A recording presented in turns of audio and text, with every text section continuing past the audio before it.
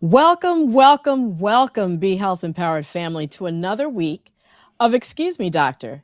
My name is Dr. Melissa Clarke. Please call me Dr. Mel, and I am delighted to be back here with you today.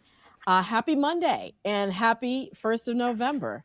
Thank you so much for joining us to kick off this amazing week we're going to create for ourselves. And we are here at Excuse Me, Doctor specifically to bring you health topics that are based on science so you can be confident and empowered when it comes to making wise health decisions for yourself, for your family, and for your community. We're going to clarify speculation, we're going to clear up misinformation, and we're going to debunk disinformation. And we're also going to let you know when things might be changing as we learn more and increase our knowledge, because that's what science is all about. So we're here every Monday night, 9 p.m. Eastern, 6 p.m. Pacific. We're streaming on YouTube and Facebook. For all of the audience who is joining us for the first time, welcome, my newbies. Please remember to hit like on Facebook and subscribe on YouTube. And I know a lot of you all tuned in because we have a super special show tonight. We are going to be talking about trauma and violence, exposure in our home and in our neighborhoods. You might think that once you've survived trauma, you move on. But for many, that's just really the beginning of the journey, with an increased risk for mental health challenges later down the line, as well as physical health challenges. So, how do we heal from that? We're going to focus on that topic today, especially as it pertains to young African American men. We have not one, not two, but three fantastic guests who are making an incredible difference in helping people to get to healing and wholeness after exposure to violence. So please make sure that you are sharing right now. Share with everybody you know. Anyone who's been caught in a cycle of violence, who are survivors of violence, who might not even know that they need to heal. Please share this show with them. It's going to be incredible. So, with that being said, we are ready to bring in two of y'all's favorite people, my co-producers, Wayne Bruce and Lila Mays. How y'all doing? Hello, hello, hello. What's We're going good. Well, on? I'm good.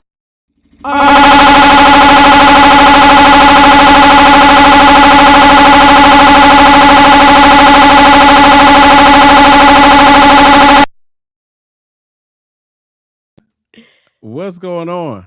And while we are pausing for the cause, we have to acknowledge Lila's eyeglass holders Oh, because thank you. they are sensational. They are very loud. Thank you. Thank you. Yes. They are very loud. Flair for the air. They are very loud. What's up, I love Lie? them. I love them. So look, What's up? Lie and I took over the show last week, Doc. I mean, Yeah. Yeah, I heard. people I are talking heard. about our Uh, own show. Dr. Mill I'm said, I just, heard. yeah, I heard. I was in Boston keynoting a conference. And so I am glad that y'all sat in and made it happen in my absence. So thank you so much. It was fun. I'm glad you had your keys and your notes together. Yeah, I'm I really did. I glad. We, did. I had to make it happen. You know. But hey, we have a lot to talk to, and I don't want to take any time away from our guests. So Mm-hmm. Mm-hmm. let's start off with these numbers. Okay, okay. let's go. Let's go. All right. So cases of COVID-19, 45.8 million in the United States since the beginning of the pandemic. What might mean a little bit more, though, is that we peaked in terms of this particular wave that we were going through with the Delta variant back in mid-September at about 190,000 cases a day. We are now down to about 70,000 cases a day.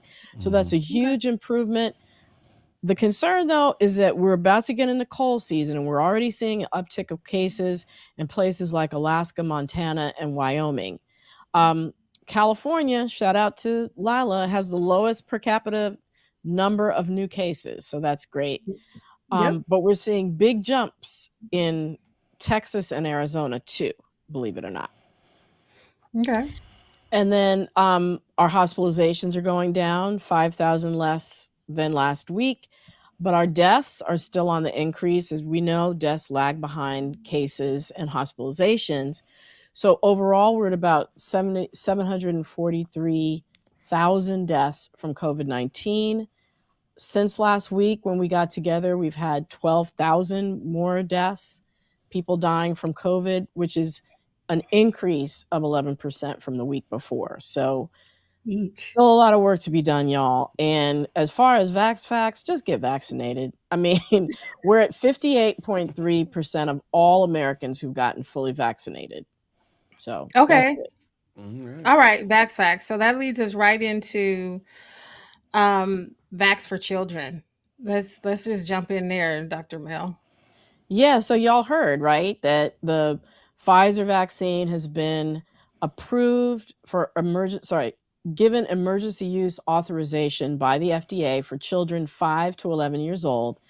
The vote was 17-0 with one abstention. They reviewed data on 2,000 children, and just like for adults, it's given 2 doses 3 weeks apart.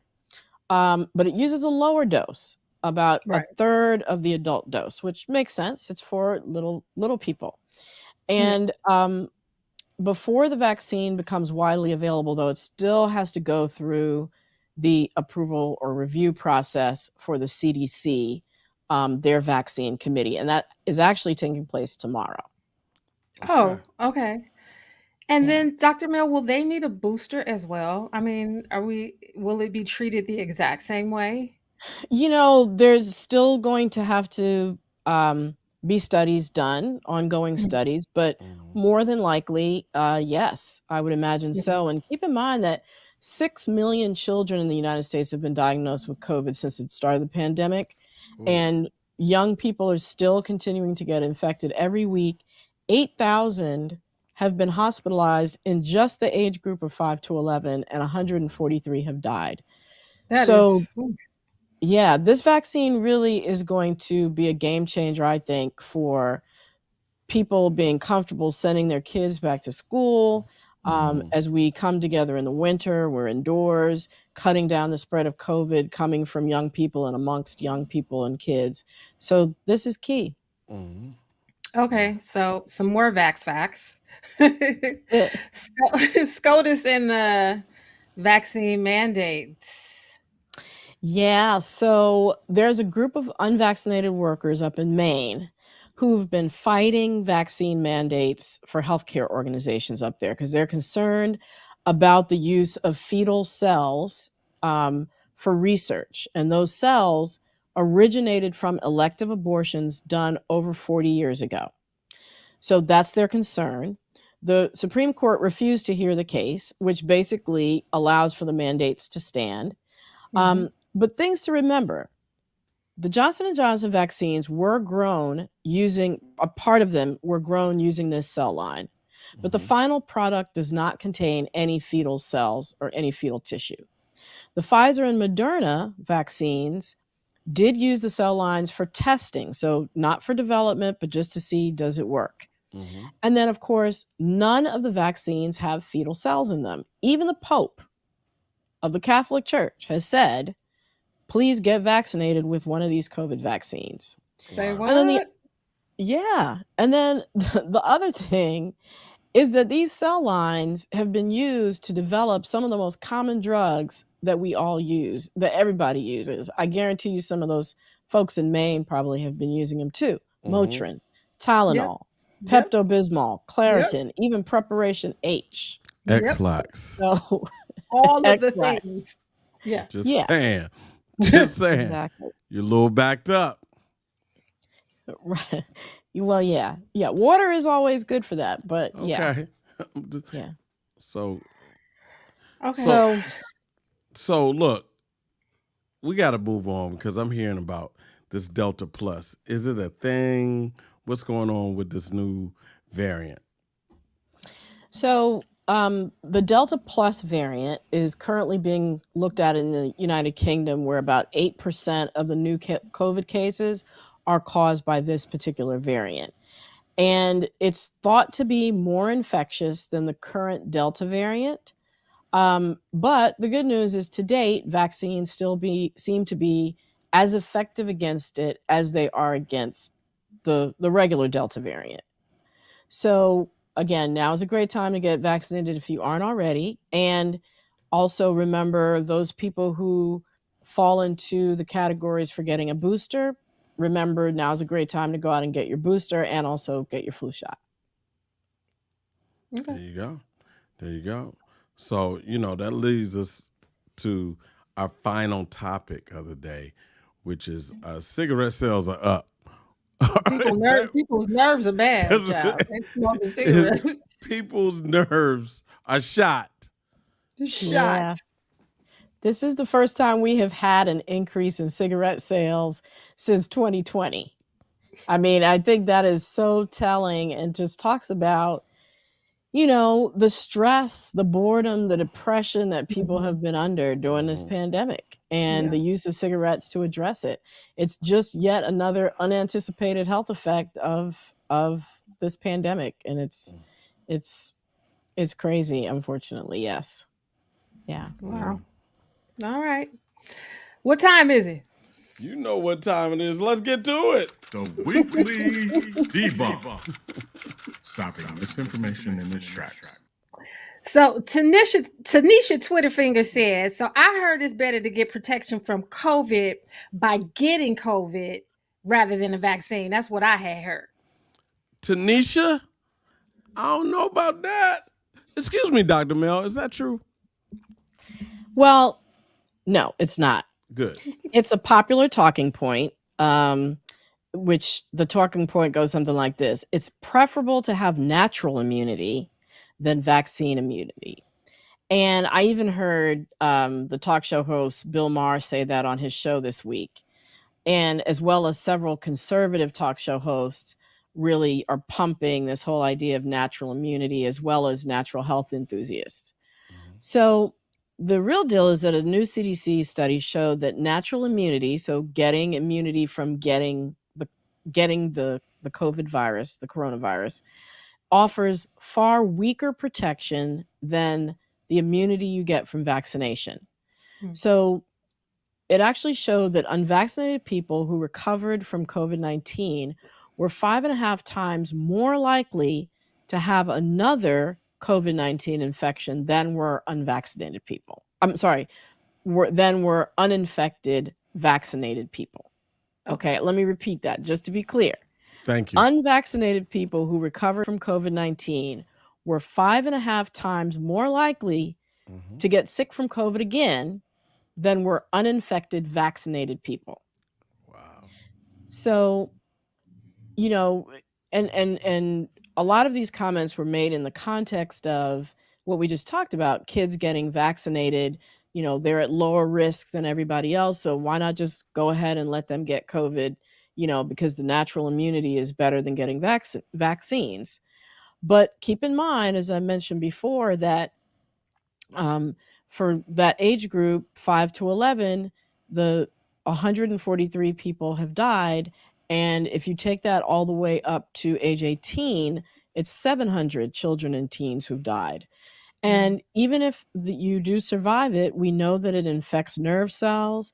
It can cause long COVID symptoms, which are everything from your nerves to your heart to your lung to your kidney problems. It can cause multi-system inflammatory syndrome in children. So getting COVID is not a preferable way to get immunity.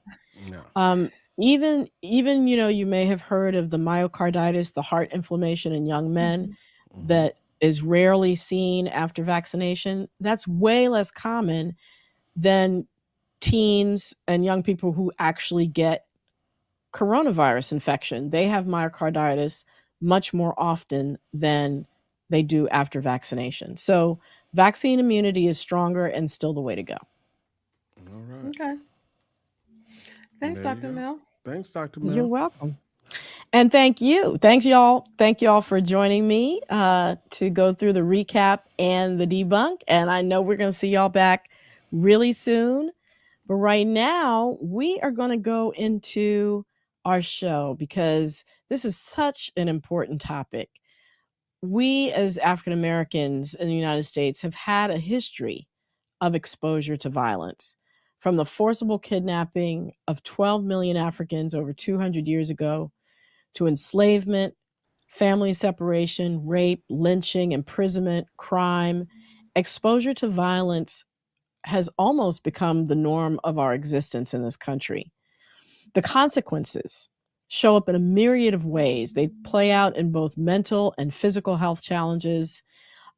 There's even evidence that there can be passing down of the effects of trauma and stress to subsequent generations through genetic changes. But perhaps the starkest statistic is data that shows that if we continue on the current trajectory, 1 out of every 3 Black boys born in 2001 will go to jail or prison within their lifetimes. So we're delving into trauma and violence today. And we're going to talk about, can individuals heal from violence? And can we heal from violence as a community? I have 3 outstanding guests. I'm so honored to have them. The first is Amani Khalid. He's the author of the recently released book, There Was Violence, about a boy born into and having to navigate generational trauma, as well as domestic and urban violence. Amani is a digital production executive and president of the Invia Foundation, which is a nonprofit focused on technological tools and services for victims of violent trauma. Welcome. Thank you so much for joining me, Amani. Thank you very much for having me. Good to be here. Absolutely. And now I have the honor to have both co-directors of the Center for Nonviolence and Social Justice at Drexel University, which is a multidisciplinary effort to address urban violence and trauma to improve physical and mental health, particularly for men of color. They're both professors at Drexel. First, we have on our left Dr. John Rich, professor of health management and policy at Drexel School of Public Health. Dr. Rich was awarded a MacArthur Genius Fellowship. Amazing. And is a member of the National Academy of Medicine. And Dr. Ted Corbin, or Dr. Theodore Corbin, is also Associate Dean of Community and External Affairs for the university. He serves as medical director of the Healing Hurt People program, which is an emergency department-based trauma-informed intervention that works with victims of violence. So thank you both for joining me tonight. I'm delighted, beyond delighted to have you. Thank you. Thank you for having us. I'm honored to be with you. So let's jump right into our discussion. So I'm going to start with you, Amani. You have an amazing story to tell, and so I'm going to start with you. Why did you write There Was Violence? Well, there was I had a close call with an incident right after I had Sunday breakfast.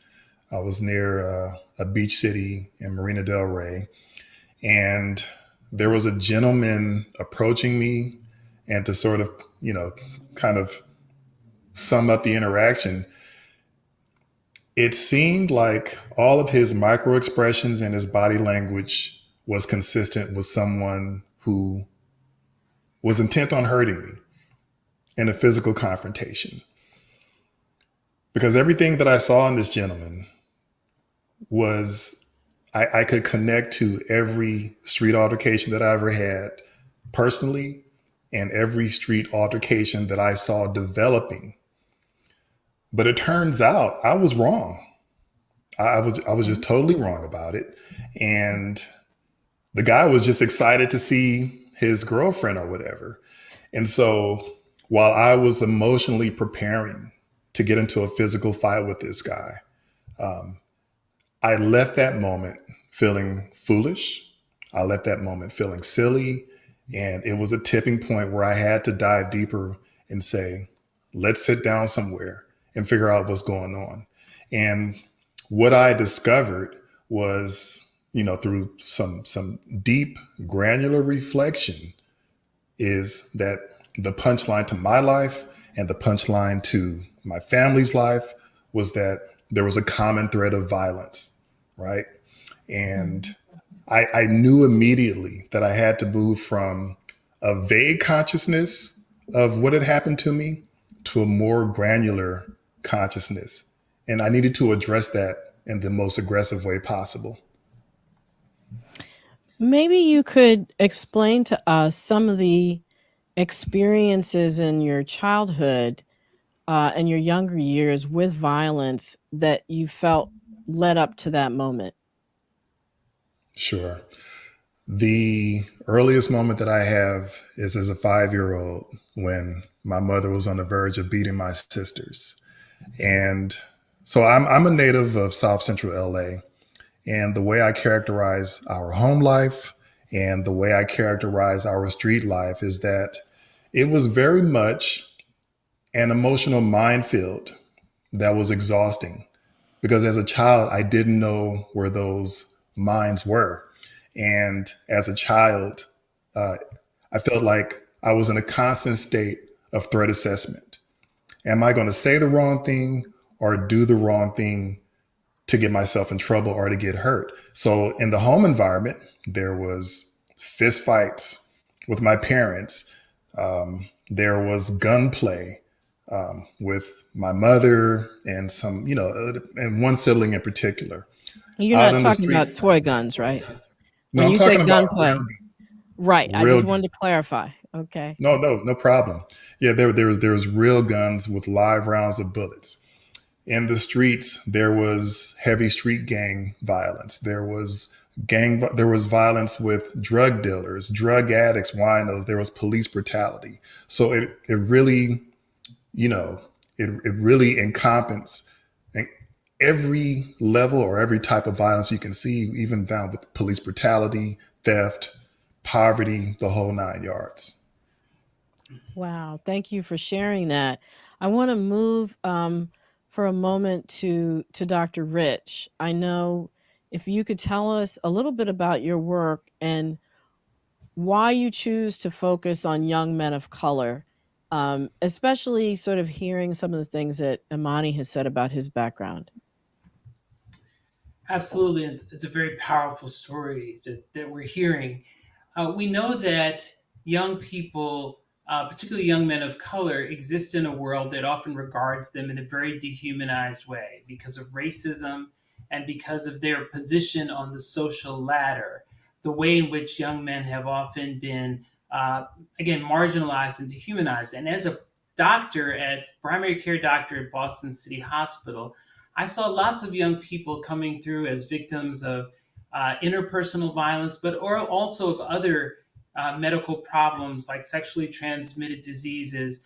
And there was always a sense that somehow among the providers, they believed that these young men were responsible for their own problems, and they were holding them to a different level of accountability. And so at that time, I began a clinic called the Young Men's Health Clinic for young men of all races, realizing that if we lose young people after they've complete pediatric care, we don't see them in adult care until they're 45 or 50, and there's been a loss of opportunity. But as I sat with these young people, one of the things I heard a lot was about the trauma in their lives, trauma as children, trauma in school where they were treated in ways that were dehumanizing, and certainly trauma and violence at the hands of the police. And so realizing that there's an intimate connection between physical and emotional well-being, I began, and then in concert with Dr. Corbin, began to think about how do we help young people heal, not only from the wounds of violence and trauma, but from the wounds of racial trauma, which is its own particular type of injury. Wow. Thank you for that summary and for the really important work that you're doing. Um, you mentioned in one of the articles that I read that featured you that you took care of a young Black man who was a victim of violence. He had been robbed of a gold chain around his neck, and then he had a very telling encounter with the police. Can you kind of tell us a little bit about your realization as you took care of that young man? Absolutely. And it was not a unique story for him, but as he was heading to his house, another young man rode up on a bike, tried to get his chain. He tried to push the young person and run, and this other assailant fired on him and hit him several times. As he was laying on the ground, a police officer was standing over him saying, "Don't do nothing stupid like die." And so in that moment, as Wow. he's in pain and experiencing trauma, he's being chided. And it's not uncommon for young people, young black men that I talk to say that police often encounter them lying on the ground bleeding and say, "You're not going to make it. You're going to die. Tell us who did it." And so this trauma carries with them into the healthcare system. Many of these young people can't really distinguish between types of authoritative institutions like the police and healthcare, and so they believe that they're all complicit in Yeah. in and so often they find themselves not trusting, and for good reason, because even within the healthcare system, we know that young people of color, that people of color in general, are judged and often treated in ways that are inferior to the treatment that white people receive. Right. And we see all the statistics that are um that are in the medical literature that speak to the inferior care, the results of the inferior care, in terms of worse pain management, worse referral to life-saving treatments, etc. So, given everything that Dr. Rich has said, Dr. Corbin, you have started a program called Healing Hurt People. And uh, we're both emergency physicians. We see a lot of people in the emergency department coming through with the exact same stories that Dr. Rich has mentioned, and um, I know Amani, from hearing him interviewed before, has mentioned that he um, was struck in the back of the head with a stone and ended up in the emergency department. So as we have if as we have cared for individuals, as I should say, as you have cared for individuals in the emergency department, what is trauma informed care, and what is the approach that you are bringing as you as a physician take care of individuals who have been victims of violence? Sure. Thank you, Dr. Mel. And I think Amani's story has so many layers of how we've attempted to address the multiple layers of experiences and trauma that many of our young people of color, particularly our young brothers of color, have experienced. And Dr. Rich really touched on it in that it's not just one incident, it's the multiple compounding of incidents that happen that feed into this cycle of violence. And so in my experience, it's just been recognizing that medicine is such that we're good at taking care of people. We can patch people up. We can get them physically well. However, there are those deep rooted emotional wounds that go unaddressed.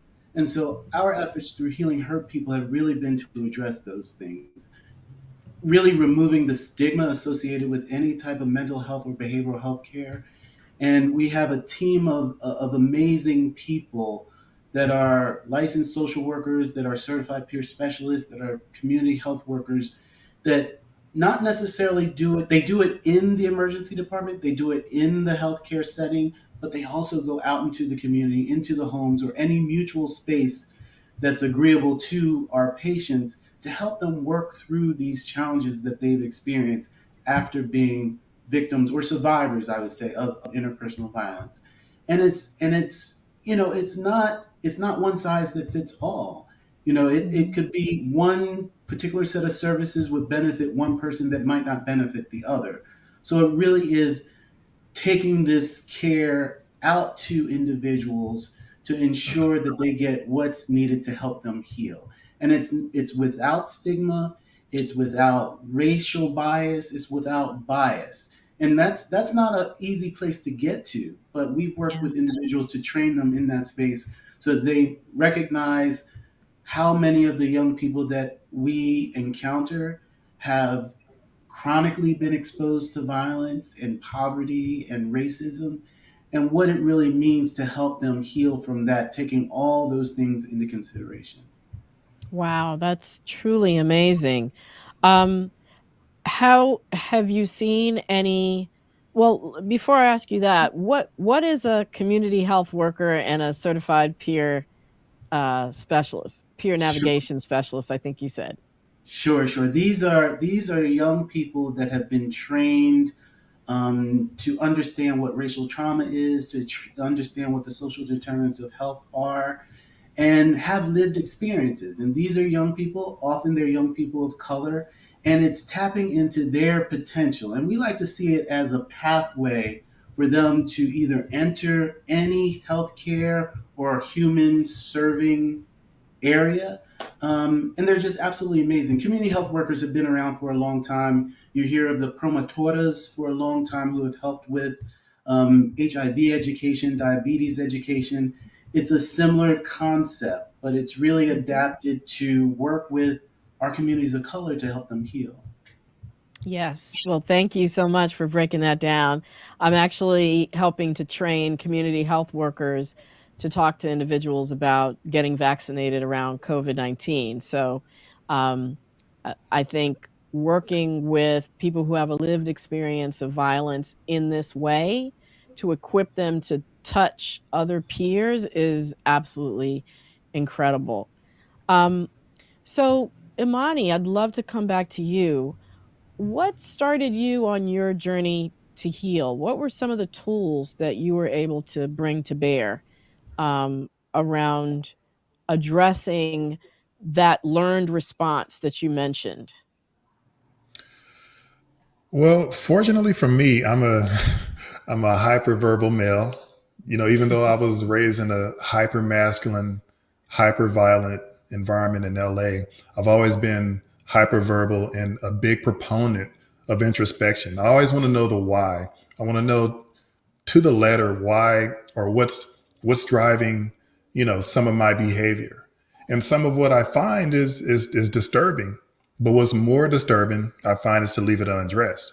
So over the years I've gone to therapy, and I know Dr. Rich or Dr. Corbin mentioned something about the stigma.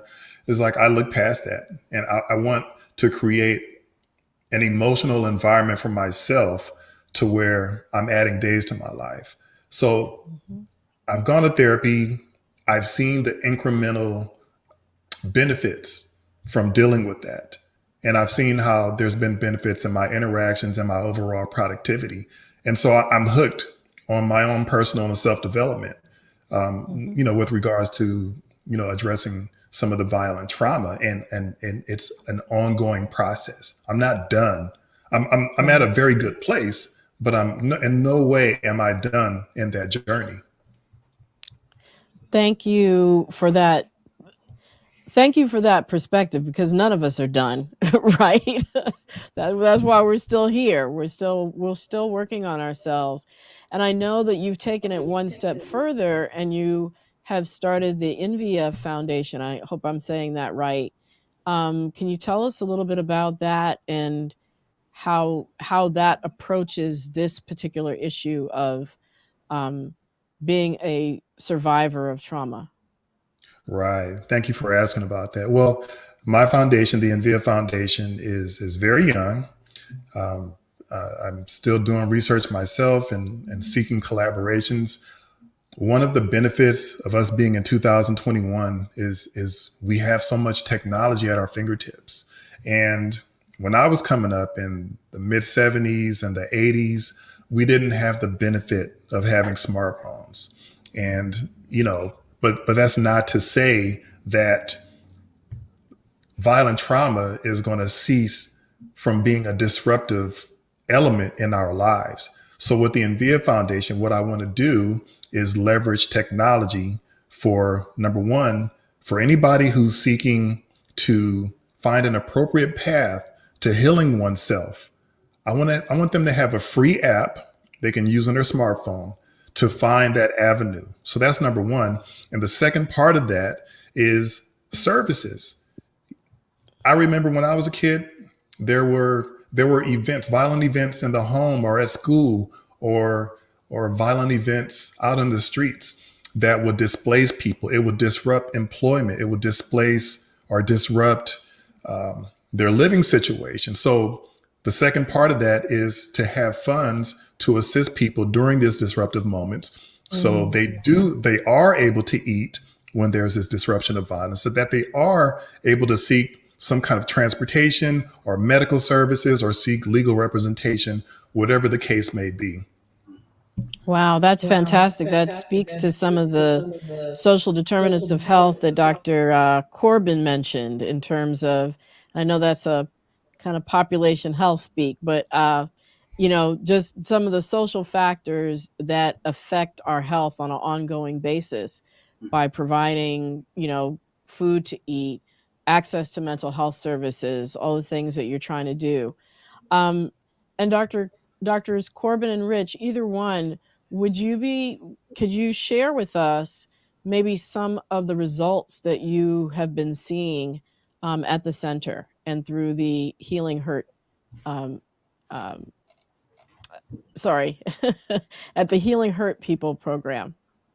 Sure. We have the good fortune of having some support by the Annie Casey Foundation, also the Stoney Foundation locally, to evaluate the work that's been happening through Healing Hurt People, which is a program that, again, identifies, recognizes young people that have been victims of interpersonal injury. They're assigned a social worker as well as a community health worker peer to work with them, and we do assessments at baseline 3 months. I'm sorry, baseline 6 weeks, 6 months, to see if there's any improvement in trauma symptoms, depression symptoms. And these haven't been published yet, but preliminarily we are seeing a decrease in those symptoms and improvement in sleep quality as part of a measure to see how folks, because we know sleep is really important in the midst of all this as well, to see how they're doing. And then also the attainment of the goals that they set forth.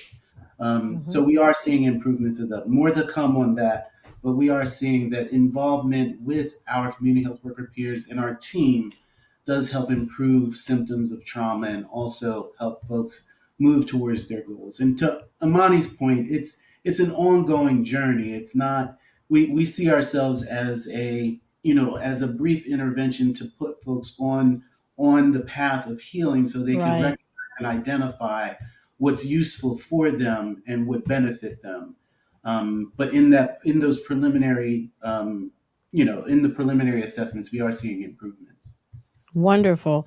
What are, just so that people know, what are some of the symptoms that people may have in the immediate period after having been exposed to violence or been actually, I should specifically say being a survivor of trauma? Yes, the symptoms are very clear, and they're very much match the symptoms that people coming back from Afghanistan or other war-torn areas have. They consist of, for example, this extreme sense of hypervigilance or jumpiness that often keeps people awake. So the inability to sleep, and often young people who feel very much unsafe, even when they're in situations that one might regard as relatively safe. There are flashbacks and nightmares, and including body memories, where you begin to experience pain in your body when you're reminded of the trauma. We also know that numbness, emotional numbness, or the loss of ability to feel fear or love is not much talked about as a symptom of trauma, but it can really disrupt relationships, not only within families, but within community. And then the loss of the ability to concentrate, and then depression. And those often disrupt young people's ability to perform well in school and to be able to perform well in the job. So they deeply permeate the day-to-day lives. But what the good news is, and I think that what we're hearing today, is that healing is possible. And that with culturally responsive healing, because communities of color have been healing for generations, there are a lot of natural healers in communities. We can begin to focus on well-being. How do we bring out all of the strengths that young people have and communities have that can help us to heal? because we're no longer happy, satisfied, being defined by those things that are most painful to us. But we want young people, we want our community to be defined by those things that make us most powerful together and most supportive of one another. Brilliantly said. Thank you so much. I can't believe it's actually time to go to the audience for questions. I wanted to be greedy and, ask all my questions, but I want to definitely get the audience in here. And so I'm welcoming back Lila and Wayne. Hello. And let's see if y'all have any Wow. questions for us. Well, I'm going to jump right in, Wayne. Go ahead. Because I don't want to lose this, because Dr. Rich just mentioned this, and this is fascinating to me. I've never heard a term for it, the body memories. I actually just had a conversation with a young lady who wasn't even able to work one day because she was having so much pain around her regular monthly cycle. But then when I pulled her aside, she's like, I'm having a trauma response because of where my trauma was in my body and how I was violated. So this comes up for me. I didn't know what that was even called. So thank you for putting a name on that. That's significant. This question is for Imani. You said, I don't know how you put it, hypervocal or hyper expressive. What did you say? Hyperverbal, didn't he? Hyperverbal. Hmm. Is your tribe, particularly your male friends, are you surrounded by other men who are hyperverbal as well? Or is that just Imani standalone? Because I No, think it's it's not. important to be able to express. um, I would say my friends, my close friends who are hyperverbal is a small minority, Okay. because if we're talking about the population of my friends who are, the quote unquote alpha males and the man's man, they are in the majority where they aren't quite comfortable, in my experience, to take a deep dive and again look at the granularity of what may be impacting them. So this is a conversation that I may have with one of five friends, and I know tons of people on several continents. But Mhm. it's, particularly with Black men, it's like we got to get off that BS that verbalizing that something may be wrong with us makes us weak. It's like, no, if you're addressing some legitimate trauma, that's strength. And that's why I'm really motivated to add my voice to the chorus of people, along with these brilliant people that are on screen, to push people and make people more comfortable. And if you're not very verbal, take it one day at a time.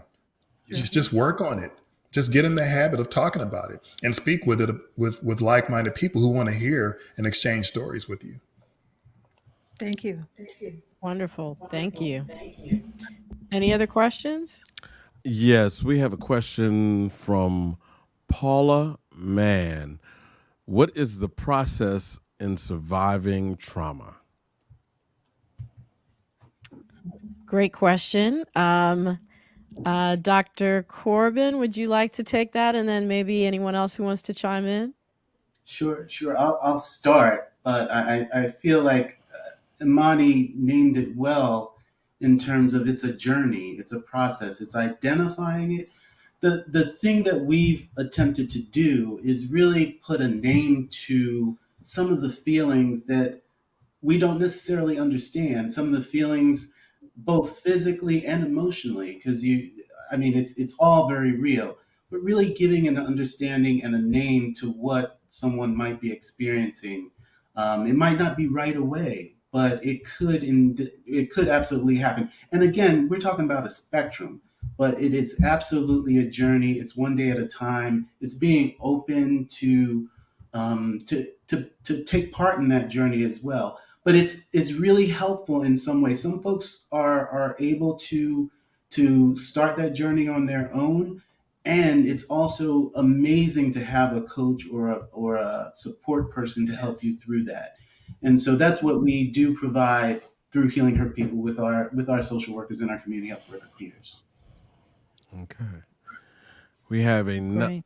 well, look, we have great people in the audience, and they love this topic. We're getting a lot of feedback from this topic, and I want to go to one of our great viewers, and her name is Yvonne Smith, and she asked this for Lila, but I'm going to take this question because Lila didn't speak up.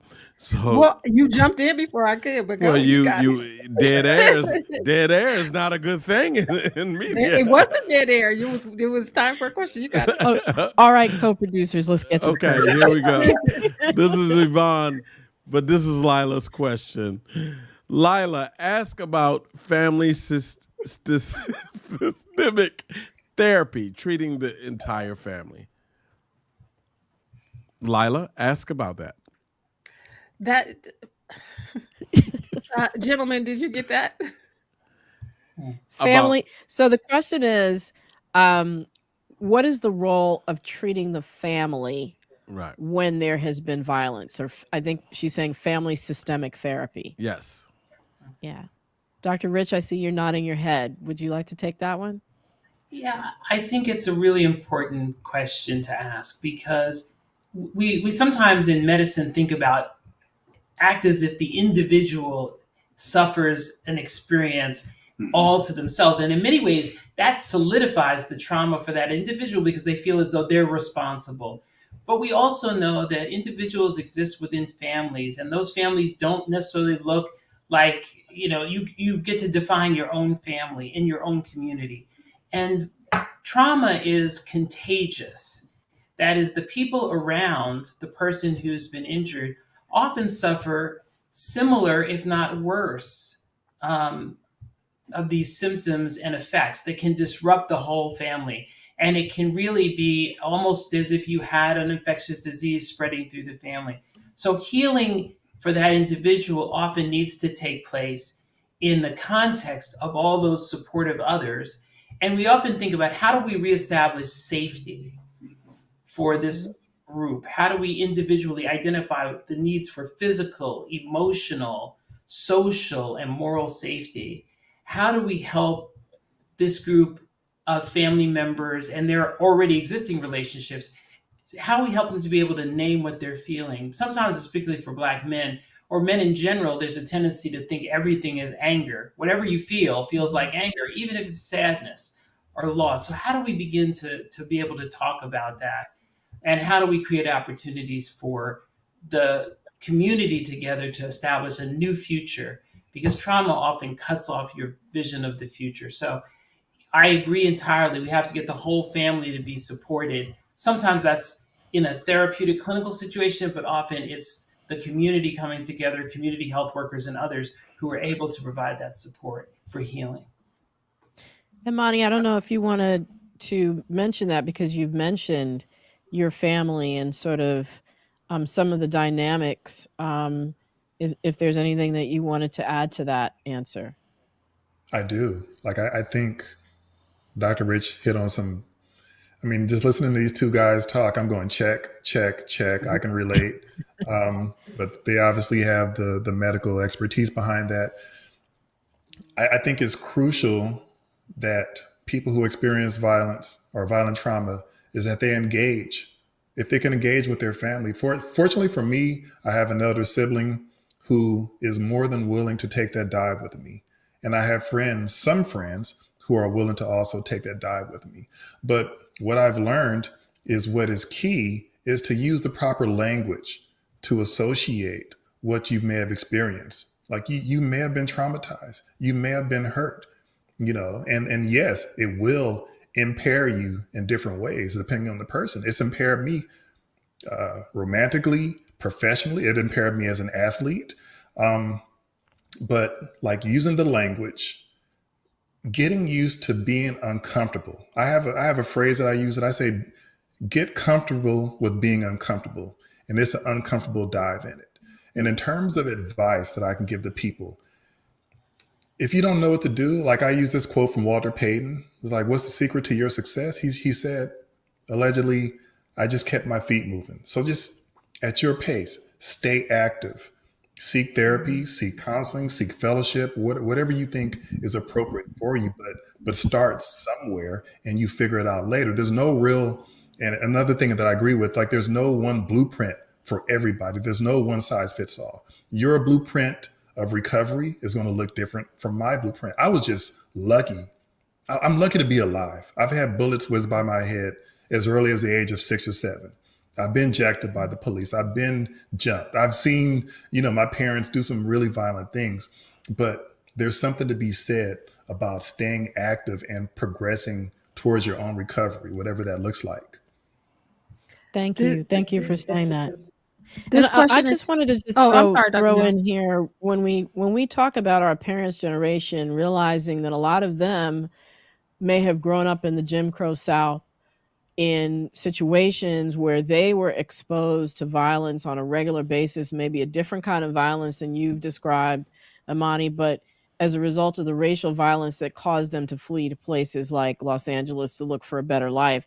But they bring their own trauma, and it not having a chance to heal then can then create situations in the family dynamic that lead to greater exposure to violence, unfortunately. So I wanted to just bring that in there in the sense of the continuity of some of the things I mentioned up front.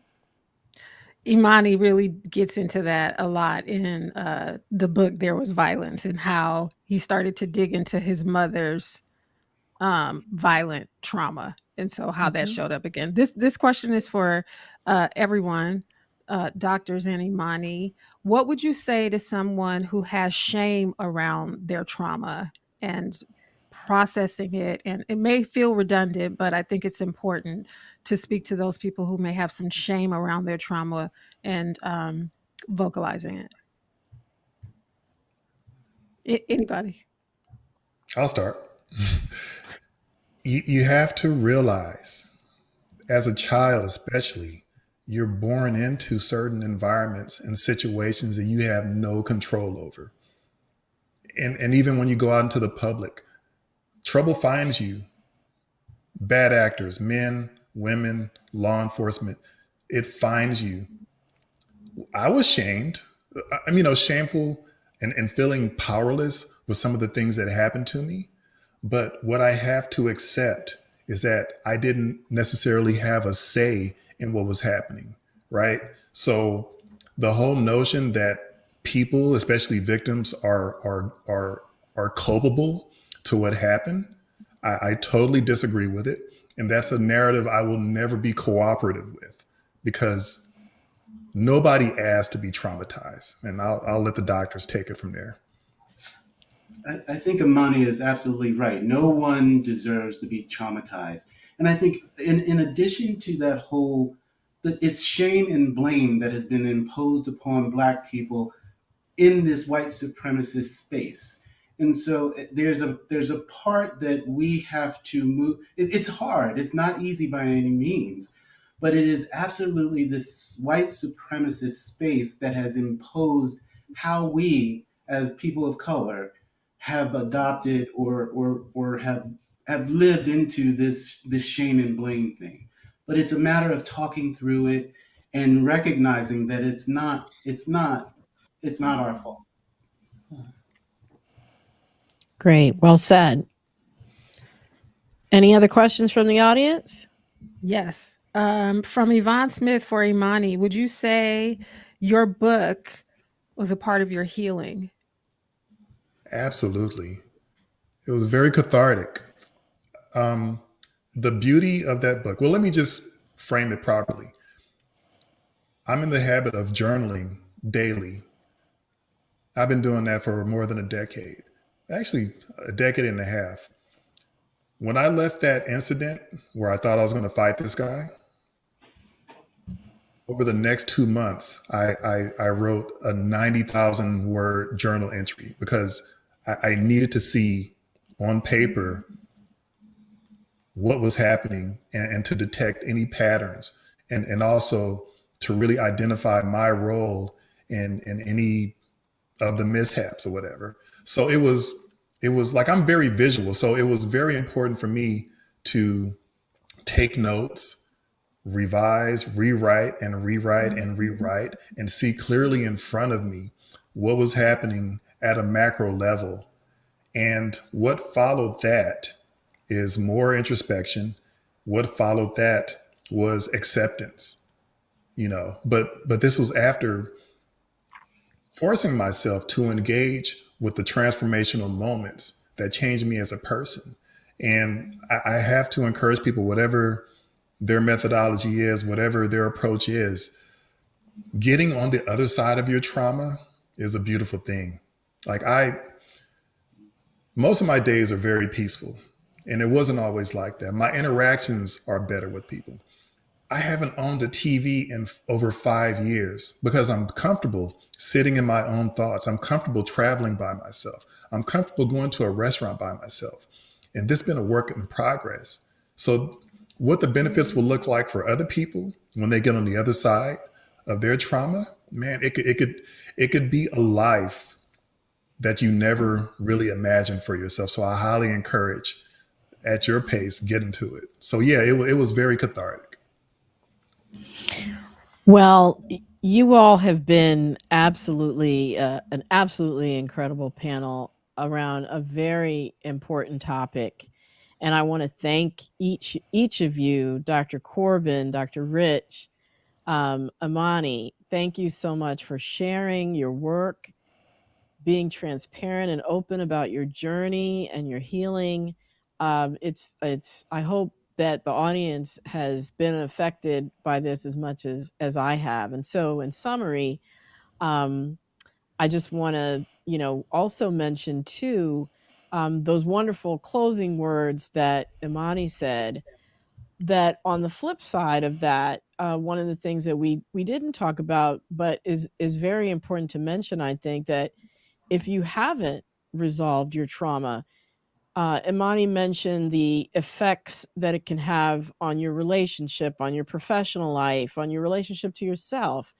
But it also can have physical health effects: high blood pressure, heart disease, ulcers, all the diseases that we see as a result of internalized stress. And so, for those reasons, to arrive at a more peaceful place in your spirit, but also a more healthy place physically, taking those first steps are so crucial. And we salute the work of Dr. Corbin and Dr. Rich. Hopefully that model will spread throughout emergency departments and sites of healthcare throughout the country, and really be a place where transformation can take place. So, thank you, audience, for joining. Thank you for those fantastic questions too. And we are going to be right back here next week. If you have time, tomorrow morning at 7:45, I'll be on the Russ Parr Morning Show, as always. And until I see you, please remember to be wise, to be well, and to be health empowered. Thanks so much for watching. Have a safe and wonderful week.